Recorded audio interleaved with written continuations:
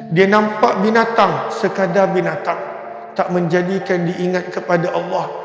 Makhluk yang sepatutnya menjadikan dia ingat Allah, musyahadah kepada Allah, dia tak ingat kepada Allah. Dan ini yang Imam Ahmad Ibn Athaillah As-Sakandari nak kita faham. Ada sebahagian orang terdinding langsung, terdinding. Dia nampak binatang sekadar binatang, tak menjadikan dia ingat kepada Allah. Bahkan dia boleh lalai dengan binatang. Kadang-kala dia ada contohnya kambing. Maka dia begitu lalai sibuk dengan kambing sampai solat pun terlepas. Dia begitu sayang, begitu lalai dengan binatang, dengan kambing, zakat pun dia lupa bagi. Maka ada orang yang makhluk boleh menjadi pendinding, boleh menjadi hijab. Kenapa? Sebab hati itu ada masalah.